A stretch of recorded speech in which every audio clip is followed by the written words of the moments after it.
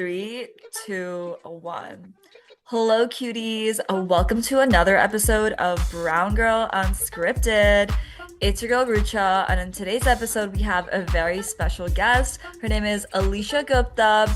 Tuning in from Chicago. She's a strategy consultant at Accenture. She's the founder of Beauty and Balance, a speaker at Harvard, and also a creator. Welcome to Brown Girl Unscripted, Queen. Hello, I'm so excited to be here. I'm so excited for our conversation. And yeah, let's get right into it. 100%. So you started an entire company with the word balance. Tell us more about that. What is Beauty and Balance and why did you start it? Yeah, so the name of my company has been quite the discourse since founding, and it's for a couple of reasons, right? Because when we first think of balance, it feels like it's impossible to achieve. And I would say balance in the traditional sense, when people are thinking like everything in equal parts. If I'm doing 3 things in my life, those are all 33% each. Balance in that sense will never happen. It's untrue. It doesn't make sense in our lives. Not everything is going to be in equal parts all the time. And so when I thought of beauty and balance, what does the beauty in balancing all the things in your life actually mean to me? It really is about setting up the right tools, the systems, and the community to be able to support your passions and your professions, and understanding when to prioritize certain passions in certain seasons of your life.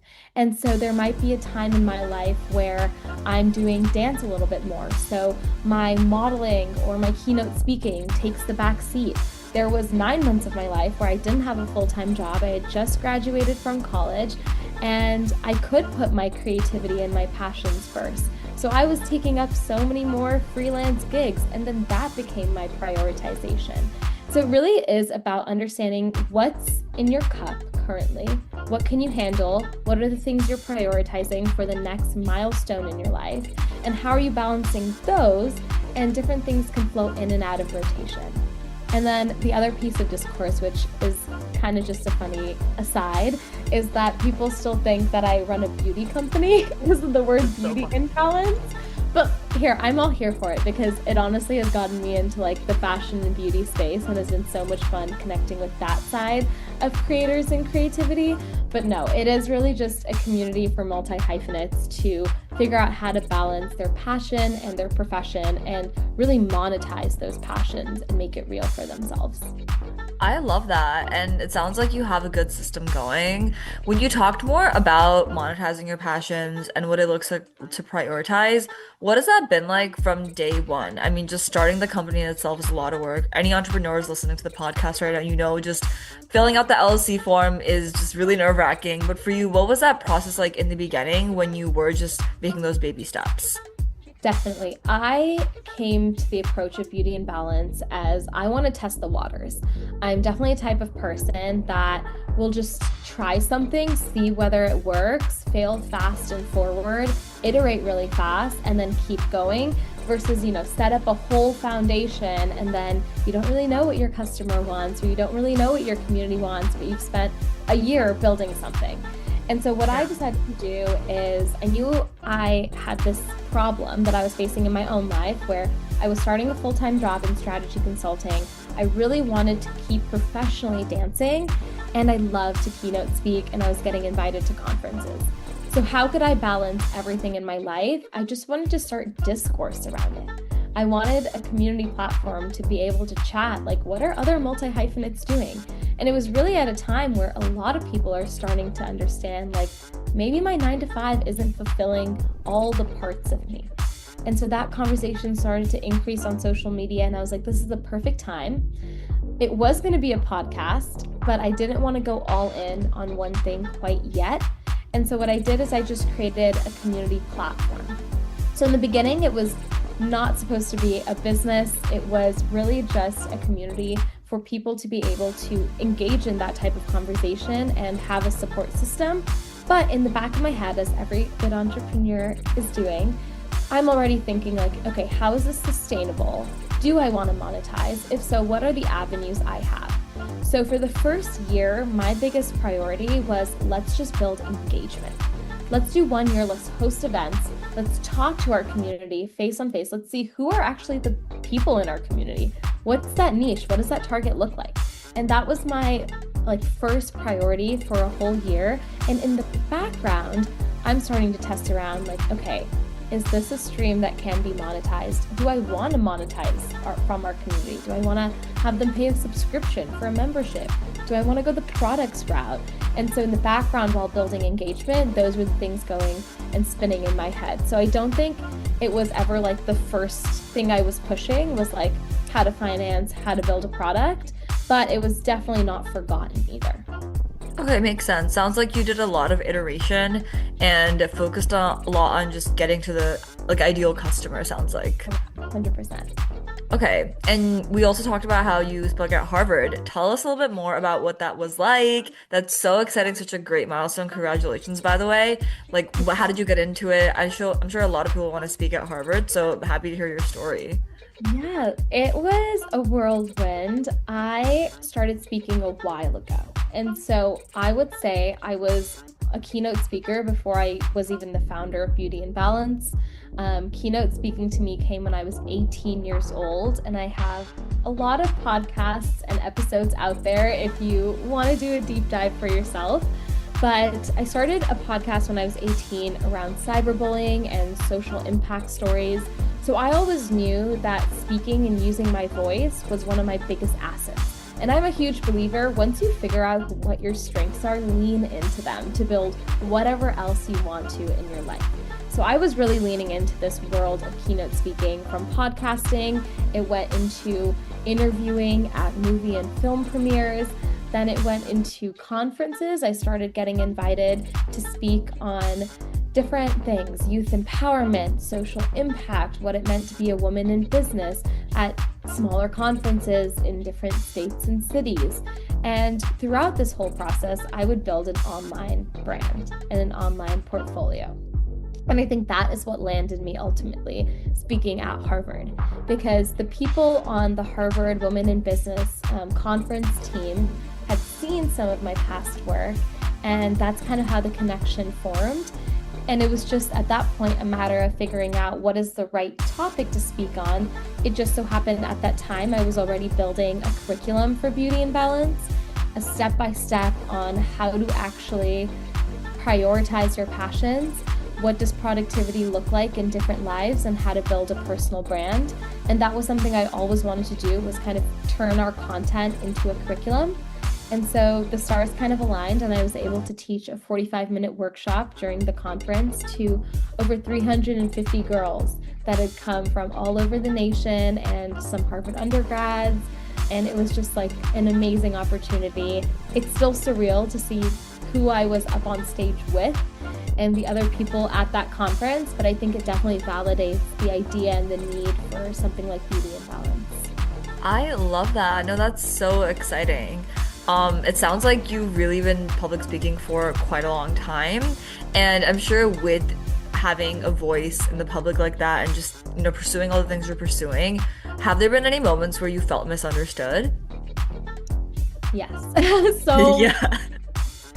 where do we even begin? I think early on, I was an 18-year-old girl talking about cyberbullying, right? And it was pretty much unheard of at that point for someone so young to be using their voice to talk about a pretty heavy issue that was not only a heavy issue out in society, but had directly affected me. And it was pretty fresh. And so at that point, there was a lot of people that was in my high school or friend groups that didn't understand why I would put myself out there in such a vulnerable position. I mean, I was spilling these are the hate comments I was getting. And people were like, why would she air dirty laundry? Other people might look badly upon that, or they might start believing the negative comments. And so from a very early age, I knew that being misunderstood was the kind of the price you pay for using your voice in a very public lens. My mentality, however, was always that if it's an issue that's really close to my heart, that is so important because it might not only affect me and help me heal, but it's going to affect the other people going through something similar. And so that was kind of the first stance of being misunderstood, I would say. And there was a lot throughout the way, but then the next biggest one is when starting Beauty and Balance. It was really difficult at times to explain to people, okay, I'm starting Beauty and Balance because I'm already doing too much, right? And they're like, okay, now you're putting something else on your plate. You are a dancer, you're a keynote speaker, you're trying to juggle a job, and now you're running this rapidly growing community and kind of like juggling even more. And in people's head, they were like, what is Beauty and Balance? Like, if it's a community, what does it do? Are you monetizing? There's a lot of people that were like, how much money are you making? And I was like, it's literally month one, sir. Like, what? I'm just trying to put out this idea. And so, again, putting yourself out in public, building publicly, you're going to get some discourse from it. What helped me like stay true is to take feedback really well and honestly, and feedback from the people we were building for. So understand what does our community want and start iterating based off of that. And then also stay true to why I started this in the first place. And I go back to that why all the time. And every message I get from people that resonate kind of builds on to that why and allows Beauty and Balance to grow. I love that. Getting to the specific point you made, though, about someone asking how much money you're making at day one, I think that's such a common struggle for so many entrepreneurs, where someone, whether it's someone in a position of power, someone that maybe doesn't understand what it means to start their own company because they've never done it, and they'll just grill you on, oh yeah, so are you making, I don't know, 6 figures ARR already? And it's like, no. I remember I was in San Francisco and I was like working at like a tech co-working space. Yeah. And I was just, heads down, doing my thing. I was also still working like my full-time job. And everyone around me was just talking like numbers and finances. And I was pretty early on, but it's hard to keep in your own lane sometimes, right? It's hard to feel like you're not behind when you're hearing 6-figure valuations on one side and like another person starts some like crazy AI tech company in like less than 6 months. And you're like, oh my gosh, am I on the wrong timeline? Am I not making enough money faster? Should I be VC backed? There's so many questions that I feel like you need to have a good support system and group and mentors to be able to guide you through like what actually works for you and what you're trying to build, and not everyone and anybody and what they're trying to build. No, that's actually so true, because I feel that especially when if you compare yourself to folks that have just raised VC, things like that, you don't know what their starting point is. Like, someone could be in a family where their parents, like, they own tech companies, or they're so involved in the VC community, so then that happens to them within 2 months. And then if you're going in without connections, or you're just starting something in a different field, it's just everyone's trajectory looks so different. And I think that point of comparison definitely comes into play. I've been having a lot of conversations around with the Forbes 30 under 30 list that just came out, where so many people I saw online were comparing themselves, and it was so interesting because obviously, right, we all struggle with comparison to a certain extent, but I think I'm curious to hear how you've managed comparison, especially as an entrepreneur, someone who's working in such a competitive field with your day job as well. Like, how have you navigated that? I love this question. This is my favorite question because it is so real in my day-to-day life. If you are an ambitious girly, you are going to feel this. And so you need to set up systems in place to help manage that comparison and turn it into inspiration and motivation. And so there's a couple things that I do. The first thing that I do is, I actually implemented this 2 years ago. I made a post on it as well. Is I was in India and I was just feeling all the feels. I tried to make it a social media cleanse, but it was towards the end of the year. Everyone was posting their recaps. Everyone was like, I accomplished this much and I traveled to this many countries. And I was like, oh my gosh, I just graduated. Or like, I still have 1 more year of college. And I was just feeling so behind, And so what I did that year in 2025 is every aspect of my life got a note sheet. So I had dance, I had professional, I had social media, and anything that happened, not even like an accomplishment, any small thing. Like, my brother came to visit me in Chicago and I was like, that's a win personally for me. So I wrote it down in the win sheet. Anything Yes. that happened, big or small. I hosted friends, or I had a really good conversation with someone I met on the street, or I went to an event and I learned so much from it. anything that happened, I wrote it down. And every month I would reflect on that. Like, what's sparking me up? What progress am I making? And when I got into points of comparison and jealousy, I would go back to that list and be like, Alisha, you literally did all of this last month. Like, if you could do this in 1 month, imagine what you can do in a year. And that kind of brings me to number 2, the second thing that I do when I'm starting to compare myself. I remember that social media, yes, we know it's a highlight reel. It's not only that, it's an expedited highlight reel. People are not showing when they first start thinking of the problem and they first start building privately in their houses, or, all the things that had to happen before launch. Yeah. Because even if launch to year 1 is, an expedited amount of revenue that a company is making, or, got backing or whatever it be, gained thousands and thousands of people in their community, it started way before that. And so I always remind myself that I'm playing the long game. I'm young, I have lots to live and to learn. And I think back, 10 years ago, I was 13 years old. At the age of 13, did I know any of this was going to happen? No. So just imagine what I can build in the next 10 years if I stay in my own lane and stay consistent and dedicated. No, that's so real, and sounds like you have a great system. I mean, staying in your own lane is very, very important. Actually, a lot of what you said resonates a lot in how I manage this as well. I find that looking back on what your younger self would think of you is so real, because even just looking back to 5 years ago, I mean, things were so different for me. And it's so interesting because you're always moving the goalposts, especially as an ambitious girly. You're looking at it in the sense of, oh, well, I might have accomplished this specific milestone, but then, well, I don't have the penthouse here, or I don't have this. Like, you're always moving it. And when you keep moving something, you never take time to celebrate those small wins. So going back to what you said about celebrating those small wins and actually tangibly writing it down, I think that our brain actually, it has a negative confirmation bias as a natural thing, because it's looking out for us. And so when you remind yourself of these positive things that you've done, you're actually training your brain to expect good things. And it actually, not only does it remind you of how far you've come, but you're also going to be more likely to make decisions that align with the life you want to live, because you're just less anxious in comparing yourself, because comparison is just a waste of energy when you think it's a roadblock to where you want to go. Exactly. And it's going to get you down a spiral. One of my good friends in Chicago sent me a post, and the post basically said something along the lines of, if you are forgetting to celebrate the small wins or even the big wins, it's because those wins have become normal in your life.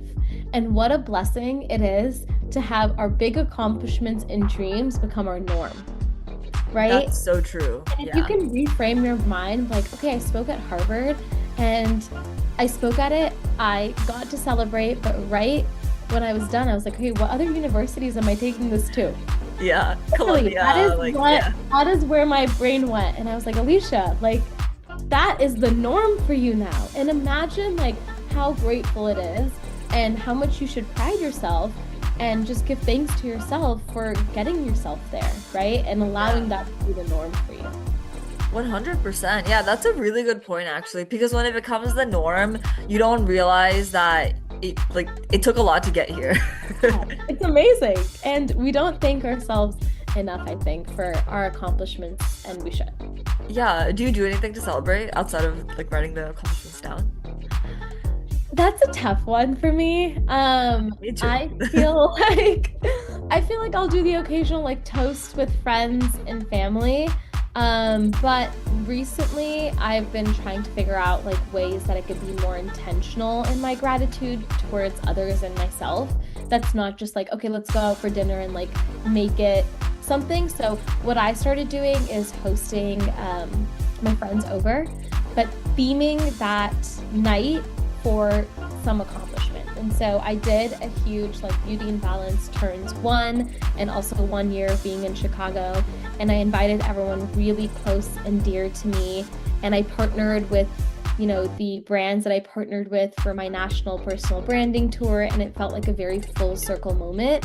And that night wasn't an event necessarily, right? So I'm not thinking of like professionally, how are people, whatever. I'm literally just thinking of like, let's gather my friends together and just like celebrate them also supporting me throughout all of this and making Chicago feel like home. And so those type of things tend to resonate better in my head when it's kind of like I've curated a night to celebrate this. That like is all of the small wins, but I'm trying to figure out like on the daily basis. If you have any tips, I'll take them. On the daily basis, like how to appreciate and like show gratitude more. 100%. No, I think the hosting friends for a night is so good. I should do that. I feel like I have never done that, and it Oh sounds my like it was God. helpful. It is amazing. Like there is something so special about cooking and like curating an environment for the people you love. So I'll like pull out all my good candles. I'll pull out like all the decorations. For Friendsgiving, I literally borrowed 3 6-foot tables and like 15 chairs and converted my entire place into like 3 dining rooms. So So cute. it's just like that effort, I think for me is like how I show gratitude. No, I love that. Yeah. In terms of what you said about on the daily basis, I think something that helps me is writing down the wins of the day. It's something I just started doing recently, actually, and it's been really helpful at the end of the day when it's kind of like what you said about, once you accomplish something, you're just thinking about the next one. I think sometimes for me, I'll do the things on my to-do list, but then I'll forget that I did them. And then because I haven't done all the other things that are just pending on the to-do list, at the end of the day, I'm just sitting there thinking, oh my God, I didn't do any of these things. I'm failing at life. But then writing the things down and just seeing it in front of me in a journal or notes app, whatever it Yeah. is actually so helpful because it shows me that I actually did accomplish a lot. I'm just moving the goalpost and getting these things done is the new norm, if that makes sense, you know? Totally. I am reading this book called The Bullet Journal Method, Yeah. and it is, I kind of was already doing it in practice, but I wanted to see like what the author actually said. And Yeah. one of the things is you need to keep a daily log. And essentially, your daily log is writing down like all of your thoughts, everything that you're doing. And a lot of people are like, why am I wasting my time, just writing it down? But it is such a good way for your brain to actually process everything that you have accomplished in that day. And so now in my own life, there'll be like some tasks that I just like do without writing it down. I physically write it down and then cross it out on Yeah. my like daily planner. So my brain registers like, Alicia, you are doing work. You are making like small steps forward and small progress towards your goals. And sometimes like that's what I need to really set in that like I am, doing everything I can, putting my all the time and not feel bad about things I didn't get to. 100%. Even something small like checking an email, Yeah. because an email is sometimes so stressful and we don't think about it because it's on your phone, but then it's a task. That's work. Yeah, especially if you're like thinking about, okay, I need to curate this email to be really good, add some links in, whatever. That's like a whole assignment. No, that truly is. Yeah. Well, we're getting towards the end of the episode, but something I love asking all of my guests is this question. What is something that you would tell your younger self if you could go back in time? There's so much I would talk to her about. I think the biggest thing that I would tell my younger self is to give myself grace throughout the process, and give back to the people that have poured everything into me.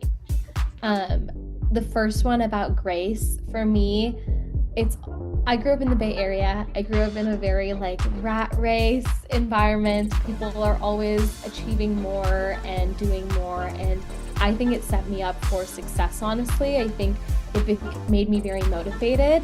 But at the same time, I took a lot of the no's to heart. And it has only been the past year, I would say, where I've put myself out there more than ever before and gotten very used to rejection being redirection. And so I wish I could tell that to my younger self, like your no's, your rejection doesn't define who you are and what you're meant to do in the future, Yeah. And then what was the second thing I said? Oh Pour yeah, it back in. Yeah. yeah, paying it back because there's so many people and sometimes you don't appreciate them when you're younger, right? When we're in middle school or we're high school, we're like, oh, they're just our teacher. Like that's what their job is. But there are so many people in my life where they took a chance on me. They were the ones who were advocating for me to go to, debate nationals when I shouldn't have, or level up in dance when, that wasn't technically the age group I was in. And it's those people that play such a big role in our lives. And now when I'm older, I'm like, I want to reconnect with those people. I want to show them how grateful I am for getting me where I am today. I love that. That's so cute, Alicia. Thank you. Yeah, well, to our audience, make sure you go check out Beauty and Balance and go follow Alicia on Instagram and TikTok. She makes amazing content. And thank you so much for tuning in. Alicia, thank you so much for coming on to Brown Girl Unscripted. I really enjoyed our conversation and I felt like it really poured into my cup. I totally agree. Thank you for having me. And I feel like we could chat forever. But yeah, maybe you'll just have to stay tuned on what Rucha and I do and how we collaborate in the future then. 100%. We definitely will be collaborating more. But I'll see you in the next episode. And thank you again, Alicia.